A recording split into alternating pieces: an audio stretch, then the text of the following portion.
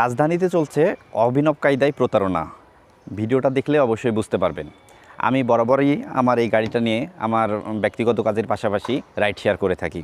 তো গতকালকে 14 এপ্রিল পহেলা বৈশাখ আমি আমার প্রতিদিনের মতো কাজে বের হই। আমি তখন অবস্থান করছিলাম মৎস্য ভবনের আশেপাশে। তো আমার কাছে অ্যাপস অন ছিল এবং আমার কাছে একটা কল আসে, ঢাকা মেডিকেল থেকে যাবে হচ্ছে গোপালগঞ্জ সদর হাসপাতাল এবং রিটার্ন ব্যাক করবে। তো সেই সময় আমার কাছে ভাড়া দেখায় 13,000 টাকা সামথিং। তো এই ভিডিওটা যারা রাইড শেয়ার করেন তারাই বেশি বুঝতে পারবেন।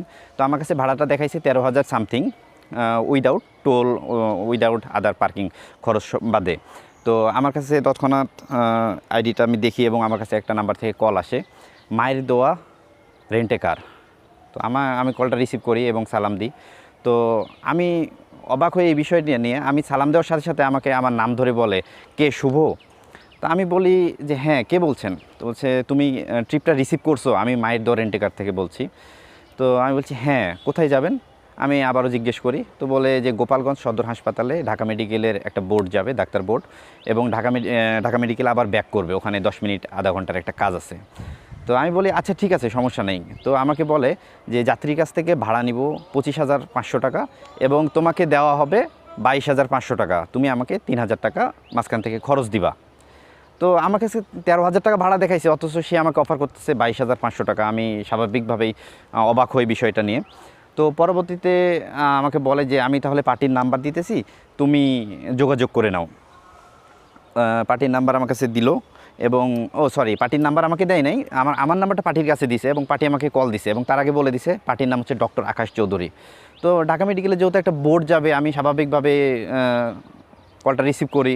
আমার কাছে ফোন আসে এবং যেহেতু ডাক্তার মানুষ, দু একটা ডিগ্রি আছে তার, তো আমি স্বাভাবিকভাবে স্যার বলে সম্বোধন করি, জনাব বলে সম্বোধন করি। তো পরবর্তীতে সে আমাকে বলে যে শুভ বলছিলেন? আমি বলছি হ্যাঁ। আচ্ছা, আপনার গাড়িটা ঠিক করা হয়েছে গোপালগঞ্জ যাওয়া আসার জন্য? আমি বলছি হ্যাঁ। তো ভাড়া কত মিটছে?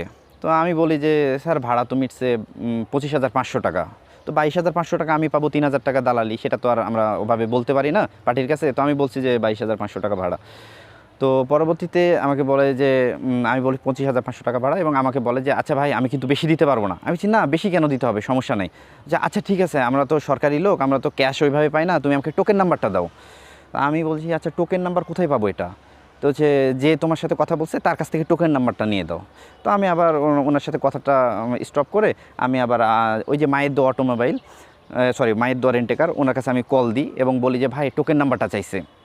তো আমি বলছি, আমার বলে যে আচ্ছা আচ্ছা টোকেন নাম্বার, তাহলে তুমি এক কাজ করো ভাই, তুমি আমার টাকাটা বিকাশে পাঠাও এবং টোকেন নাম্বারটা আমি তোমাকে দিচ্ছি। আমি বলি আমি আপনাকে অ্যাডভান্স কি 3,000 টাকা বিকাশ করবো? বলছে না, 3,000 টাকা অ্যাডভান্স করতে হবে না, 50%, অর্থাৎ 1,500 টাকা বিকাশ করো। তো আমি তৎক্ষণাৎ তাকে আমি বুঝে ফেলি বিষয়টা এবং আমি বলি যে বড় ভাই, আপনি তো অনেক ব্যস্ত একটা মানুষ, ক্ষণিকের পোলা, এবং আরও আদারওয়াইজ গালিগালাজ করে সম্বোধন করি, যা ভিডিওতে বলা সম্ভব হচ্ছে না। তো সর্বোপরি একটাই বিষয় থাকলো যে যেখানেই থাকেন সাবধানে থাকবেন এবং অগ্রিম লেনদেন থেকে সতর্ক থাকবেন। ধন্যবাদ।